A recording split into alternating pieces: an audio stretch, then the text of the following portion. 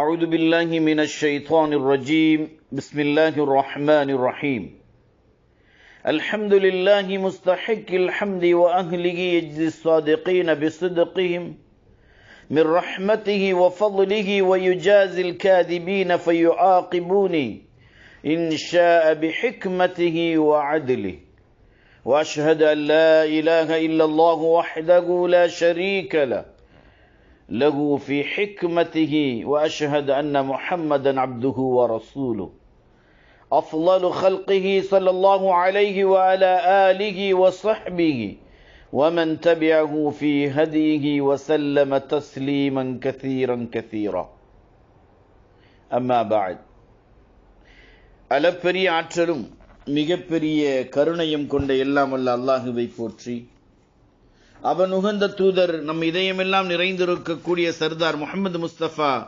ரசூலுல்லாஹி ஸல்லல்லாஹு அலைஹி வஸல்லம் அவர்கள் மீது ஸலவாத்தும் சலாமும் பொழிந்தவனாக அவர்தம் தூய குடும்பத்தினர், சத்திய சஹாபாக்கள், தாபிஈன்கள், தபஅ தாபிஈன்கள், இமாம்கள், நல்லடியார்கள் நம் அனைவர்கள் மீதும் அல்லாஹ்வினுடைய கிருபை என்றென்றும் நின்று நிலவட்டுமாக.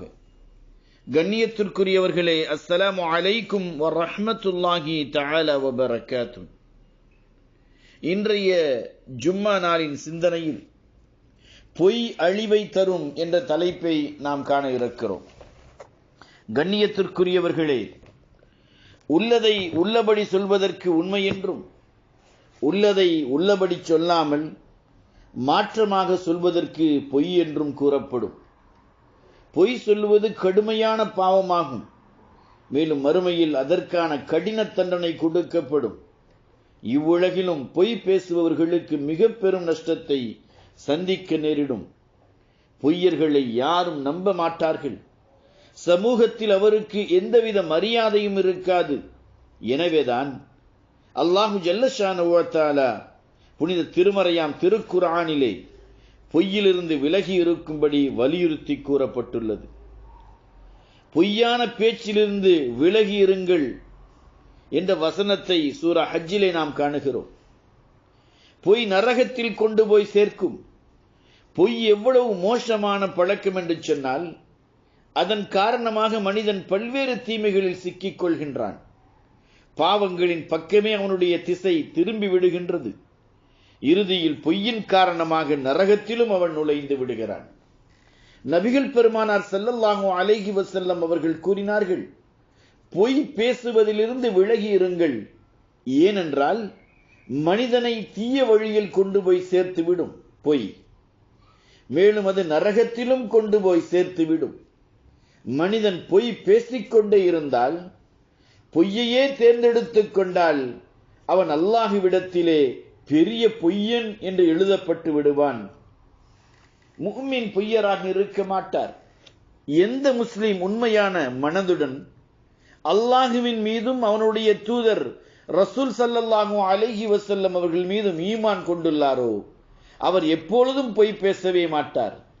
ஏனென்றால் ஈமானுடைய அடிப்படையே உண்மையின் மீதுதான் அமைக்கப்பட்டுள்ளது. அப்படி ஒரு ஈமானுடையவர் பொய் பேசுகிறார் என்றால் அவருடைய ஈமான் இன்னும் பூர்த்தியாகவில்லை என புரிந்து கொள்ள வேண்டும். நபிகள் பெருமானார் ஸல்லல்லாஹு அலைஹி வஸல்லம் அவர்கள் நவின்றதாக ஹலரத் அபூ உமாமா ரலியல்லாஹு தஆலா அவர்கள் கூறுகிறார்கள், ஒரு முஃமினிடம் எல்லாவித பழக்கங்களும் இருக்கலாம், ஆனால் பொய் மற்றும் துரோகம் செய்யும் பழக்கம் இருக்கவே முடியாது. ஒரு ஹதீஸிலே பெருமானார் ஸல்லல்லாஹு அலைஹி வஸல்லம் அவர்கள் பொய் பேசுவதை நயவஞ்சகத்தின் அடையாளம் என கூறியுள்ளார்கள். நயவஞ்சகனுக்கு 3 அடையாளங்கள் உள்ளன. ஒன்று, அவன் பேசினால் பொய் உரைப்பான். வாக்களித்தால் அதை பூர்த்தி செய்ய மாட்டான், அதற்கு மாறு செய்வான். 3, அவனிடம் அமானிதம் வைக்கப்பட்டால் துரோகம் செய்வான் என்பதாக நாம் காணுகிறோம். பொய்யின் துர்வாடையால் வானவர்கள் தூரமாகி விடுகின்றனர். நாம் இவ்வுலகில் சில பொருட்களின் நறுமணத்தை உணர்கிறோம், மேலும் சில பொருட்களில் துர்வாடையை உணர்கிறோம். அவ்வாறே நமது நற்காரியங்களில் நறுமணமும் தீய செயல்களால் துர்வாடையும் இருக்கும். ஆனால் அவற்றின் வாசம்தான் நமக்கு தெரிவதில்லை. ஆனால் அதனுடைய உணர்வு வானவர்களுக்கு ஏற்படும். பொய் என்பது ஒரு பாவமாகும். தீய காரியமாகவும் இருப்பதால் தான் ஒளியினால் படைக்கப்பட்ட வானவர்களுக்கு அதை உணர முடிகின்றது. மேலும் அதன் துர்வாடையால் அவர்கள் 1 மைல் தூரம் விலகி சென்று விடுவார்கள். நபிகள் பெருமானார் ஸல்லல்லாஹு அலைஹி வஸல்லம் அவர்கள் இவ்வாறு கூறியுள்ளார்கள், ஓர் அடியான் பொய் பேசினால் அதிலிருந்து வரும் துர்வாடையினால் வானவர்கள் 1 மைல் தூரத்திற்கு அவனிடமிருந்து விலகி சென்று விடுகிறார்கள். பிள்ளைகளுக்கு பொய்யான ஆசை காட்டி அழைக்காதீர்கள். சில நேரங்களில் பிள்ளைகளை அழைப்பதற்காக அல்லது ஏமாற்றுவதற்காக இவ்வாறான பொய்யான வாக்குறுதிகளை கூறிவிடுகின்றனர். நீ இங்கே வந்தால் உனக்கு ஒரு சாக்லேட் தருவேன் என்று கூறுகிறார்கள். ஆனால் அவர்களுடைய எண்ணம் எதுவும் கொடுப்பதாக இருக்காது. இதுவும் ஒரு விதத்திலே பொய்தான். மாறாக இதில் பாதிப்பு மிக அதிகமாகவே உள்ளது. இதை நாம் கவனத்திலே எடுத்துக்கொள்ள வேண்டும். ஏனென்று சொன்னால் பிள்ளைகளிடம் பொய்யான விஷயங்களை பேசப்படுமானால் அப்பிள்ளைகளும் பொய் பேசும் பழக்கத்தை கற்றுக்கொள்வார்கள். எனவேதான் நபிகள் பெருமானார் ஸல்லல்லாஹு அலைஹி வஸல்லம் அவர்கள் இதையும் தடை செய்தார்கள். ஹஜ்ரத் அப்துல்லா இப்னு ஆமிர் ரலியல்லாஹு தஆலா அவர்கள் கூறுகின்றார்கள், ஒரு நாள் நபி அவர்கள் எங்களுடைய வீட்டில் அமர்ந்திருந்தார்கள். அப்பொழுது எனது தாயார் என்னை அழைத்தார்கள். மேலும் நீ வந்தால் உனக்கு ஏதேனும் தருவேன் என்று கூறினார். உடனே அன்னலார் ஸல்லல்லாஹு அலைஹி வஸல்லம் அவர்கள், நீர் அப்பிள்ளைக்கு ஏதேனும் கொடுக்க நாட்டம் கொண்டுள்ளாயா என வினவினார்கள். அதற்கு அவர், நான் அவனுக்கு ஒரு பேரீத்தம்பழ தர நாடி இருக்கிறேன் என்று பதில் கூறினார். பிறகு நபி அவர்கள் கூறினார்கள், நன்றாக ஞாபகத்தில் வையுங்கள், நீர் இப்படி கூறிவிட்டு அந்த பிள்ளைக்கு எதையும் கொடுக்கவில்லையானால் உமது செயலேற்றில் ஒரு பொய் எழுதப்படும். பொய் பேசினால் பரக்கத் எடுபட்டுவிடும். பொய் என்பது எவ்வளவு பெரிய துரதிர்ஷ்டமும் பாவமும் என்றால் அல்லாஹு ஜல்லஷானஹு வ தஆலா அதன் காரணமாக மனிதர்களிடமிருந்து பரக்கத்தை அபிவிருத்தியை எடுத்து விடுகின்றான். நபிகள் பெருமானார் ஸல்லல்லாஹு அலைஹி வஸல்லம் அவர்கள் அருளியதாக ஹஜ்ரத் ஹக்கீம் இப்னு ஹுஜாம் ரலியல்லாஹு அவர்கள் கூறினார்கள், வாங்குபவரும் விற்பவரும் எதுவரை பிரிந்து செல்ல மாட்டார்களோ அதுவரை அவர்கள் தங்கள் பொருளை விற்கலாமா வாங்கலாமா என்று யோசிக்க அவகாசம் உண்டு. அப்படி அவர்கள் உண்மை பேசி பொருளில் உள்ள குறைகளை விவரித்து விட்டால் அல்லாஹு தஆலா அவர்களின் பொருட்களில் பரக்கத் செய்து விடுகின்றான். அப்படி அவர்கள் அக்குறைகளை மறைத்து பொய் கூறிவிட்டால் அவர்களுடைய பொருளிலிருந்து பரக்கத் எடுபட்டுவிடும். ஞாபகம் வையுங்கள், மனிதனிடம் இருக்கும் சிறிது பொருளிலும் பரக்கத் இருந்து விட்டால் அச்சிறிய பொருட்கள் கொண்டு பல்வேறு தேவைகளை பூர்த்தியாகிவிடும். அப்படி பொருட்களில் பரக்கத் இல்லை என்று சொன்னால் அதிகமான பொருட்கள் இருந்தாலும் அவருடைய சில தேவைகள் கூட பூர்த்தியாகாது. பொய்யின் காரணமாக பரக்கத் அபிவிருத்தி எடுக்கப்பட்டு விடுகின்றது என்பது தெரிந்தும் ஒருவர் பொய் கூறிக்கொண்டே இருந்தால் அவர் எவ்வளவு சம்பாதித்தாலும் அவர் சிரமத்திலேயே இருப்பார். பொய் சத்தியம் செய்து பிறருடைய பொருட்களை அபகரித்துக் கொள்வது அல்லாஹு தஆலாவின் கடுமையான வெறுப்புக்கு காரணமாகும். பொய்யின் மிக மோசமான வகை எதுவென்றால் பொய் சத்தியம் செய்தல். மக்கள் இதை மிகவும் இலேசாக நினைத்துக் கொண்டிருக்கின்றனர். கடைகளிலும் அலுவலகங்களிலும் நீதிமன்றங்களிலும் எந்தவித பயமோ தயக்கமோ இன்று அதிகமான பொய் சத்தியங்களை செய்து வருகின்றனர். ஆனால் இதுவே மிக மோசமான பாவமாகும். இதில் பொய் கூறுதல் என்ற பாவமும் உள்ளது. மேலும் அல்லாஹுவின் புனிதமான பெயரை தவறாக பயன்படுத்துதல் என்ற பாவம் உள்ளது. நபிகள் பெருமானார் ஸல்லல்லாஹு அலைஹி வஸல்லம் அவர்கள் அருளினார்கள், எவர் தானாகவோ அல்லது பிறரின் மூலமாகவோ பிறரிடம் பொய் சத்தியம் செய்வாரோ, அன்னலார் ஸல்லல்லாஹு அலைஹி வஸல்லம் அவர்கள் கூறினார்கள், அவர் தமது சகோதரனின் பொருளை அபகரித்துக் கொண்டார். இப்படிப்பட்டவர் கியாமத் நாளில் அல்லாஹு தஆலாவின் மிகப்பெரிய வெறுப்புக்கு ஆளாகி அவனை சந்திப்பார். மற்றொரு ஹதீஸிலே பெருமானார் ஸல்லல்லாஹு அலைஹி வஸல்லம் அவர்கள் கூறியுள்ளார்கள், எவர் பிறருடைய பொருளை பொய் சத்தியம் செய்து அபகரித்துக் கொள்வாரோ அவர் அல்லாஹ்விற்கு முன்னிலையில் குஷ்டம் பிடித்தவராக வருவார். ஒரு ஹதீஸிலே அண்ணலம் பெருமானார் ஸல்லல்லாஹு அலைஹி வஸல்லம் அவர்கள் கூறினார்கள், எவர் பொய் சத்தியம் செய்து ஒரு முஸ்லிமின் சொத்தை அபகரித்துக் கொண்டாரோ அல்லாஹு ஜல்லஷானு வ தஆலா அவருக்காக நரகத்தை வாஜிபாக்கி விட்டான், மேலும் சுவர்க்கத்தை ஹராமாக்கி விட்டான். அப்போது ஒருவர், அல்லாஹுவின் தூதரே ஸல்லல்லாஹு அலைஹி வஸல்லம் அவர்களே, அது ஒரு அற்ப பொருளாக இருந்தாலுமா என்று வினவினார். அதற்கு பெருமானார் ஸல்லல்லாஹு அலைஹி வஸல்லம் அவர்கள், ஆமாம், அது ஒரு காற்றில் விளைந்துள்ள கர்வ மரத்தின் கிளையாக இருப்பினும் சரி என்று கூறினார்கள். சிந்திக்கக்கூடிய வரிகள் சகோதரர்களே. பொய் சத்தியம் செய்து பொருட்களை விற்பனை செய்பவர்கள் கடினமான வேதனை செய்யப்படுவார்கள். அண்ணலம் பெருமானார் ஸல்லல்லாஹு அலைஹி வஸல்லம் அவர்கள் அருளியதாக ஹஜ்ரத் அபூதர் அவர்கள் கூறுகின்றார்கள், 3 நபர்களிடம் அல்லாஹு தஆலா கியாமத் நாளில் பேசவும் மாட்டான், அவர்களை அருள் கண் கொண்டு பார்க்கவும் மாட்டான், அவர்களை பாவங்களில் இருந்து பரிசுத்தப்படுத்தவும் மாட்டான், மேலும் அவர்களுக்கு கடுமையான தண்டனை வேதனை கொடுக்கப்படும். இவ்வாசகத்தை அன்னலார் ஸல்லல்லாஹு அலைஹி வஸல்லம் அவர்கள் 3 தடவை கூறினார்கள். ஹஜ்ரத் அபூதர் அவர்கள், அல்லாஹுவின் தூதரே, அழிந்து நாசமாய் போன அந்த 3 நபர்கள் யார் யார் என்று வினவினார்கள்.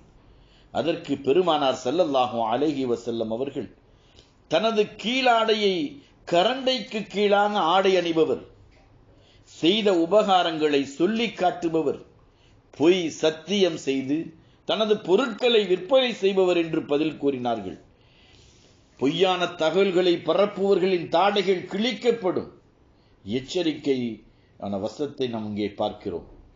எச்சரிக்கை தரக்கூடிய ஆபத்தான வரிகளை நாம் இங்கே காண இருக்கிறோம். சிலர் பொய் சொல்லும் பழக்கமுள்ளவர்களாக இருப்பர். பொய்யான தகவல்களை பரப்புவதும் பொய்யான வதந்திகளை பரப்புவதும் அவர்களுடைய இரவு பகலின் வேலைகளாக இருந்து கொண்டிருக்கிறது. அவர்கள் ஏதேனும் பொய்யான விஷயத்தை தனது நாவிலிருந்து வெளியேற்றுவார்கள், அது இவ்வுலகில் பரவிவிடும். ஹதீஸில் இப்படிப்பட்ட நபர்களுக்கு பெரும் தண்டனை இருப்பதாக எச்சரிக்கப்பட்டுள்ளது. நபிகள் பெருமானார் ஸல்லல்லாஹு அலைஹி வஸல்லம் அவர்கள் கூறினார்கள், நான் ஒரு கனவு கண்டேன். அதில் 2 நபர்கள் எனது கையை பிடித்துக் கொண்டு ஒரு புனிதமான இடத்திற்கு அழைத்துச் சென்றார்கள். அங்கே ஒருவர் அமர்ந்துள்ளார்.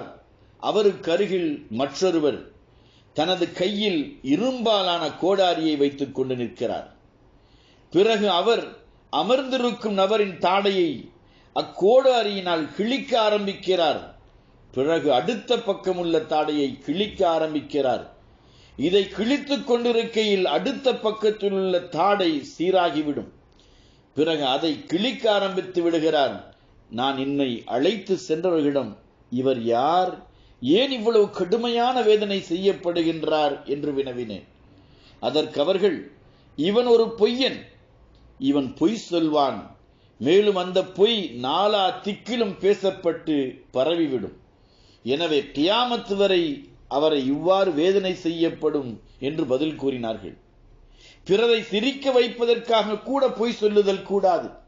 நபிகள் பெருமானார் ஸல்லல்லாஹு அலைஹி வஸல்லம் அவர்கள் கூறியதாக ஹஜ்ரத் அபூ ஹுரைரா ரலியல்லாஹு தஆலா அவர்கள் அறிவிக்கிறார்கள், கிண்டல் செய்யும் போதும் சண்டை செய்யும் போதும் பொய் சொல்வதை விடாத அந்த மனிதனின் ஈமான் பூர்த்தியானதல்ல. அவர் வேறு காரியங்களில் உண்மை சொல்பவராக இருப்பினும் சரியே. ஒரு ஹதீஸில் அன்னலம் பெருமானார் ஸல்லல்லாஹு அலைஹி வஸல்லம் அவர்கள் அருளினார்கள், எவர்கள் மக்களை சிரிக்க வைப்பதற்காக பொய்யான கதைகளை சொற்பொழிவாற்றுவார்களோ அவர்களுக்கு நாசமும் அழிவும் இருக்கின்றது. அவர்களுக்கு நாசமும் அழிவும் இருக்கின்றது. அவர்களுக்கு நாசமும் அழிவும் இருக்கின்றது. சிலர் கேலி கிண்டலில் பொய் பேசுகிறார்கள், மக்களை சிரிக்க வைக்கிறார்கள். அவர்களுக்கு இந்த ஹதீஸில் படிப்பினையும் உபதேசமும் இருக்கிறது.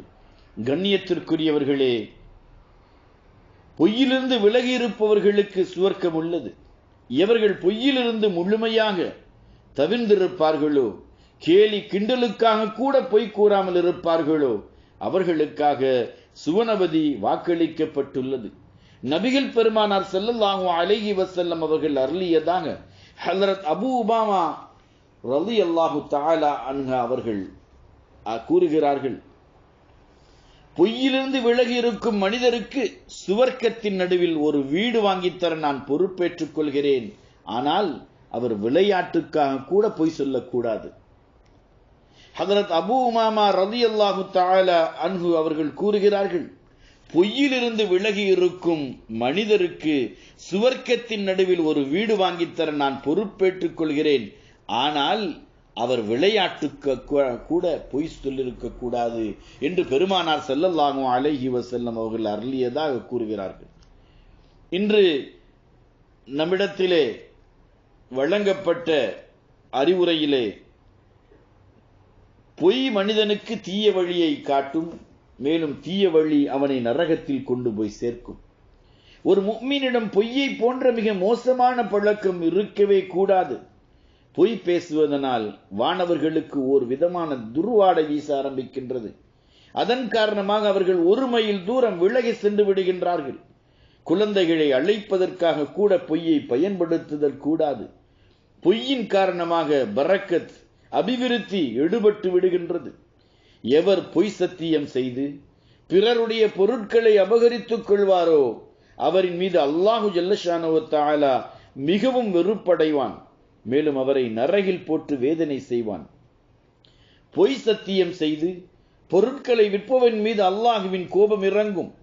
மேலும் அல்லாஹ் அவரை கடுமையாக வேதனை செய்வான்.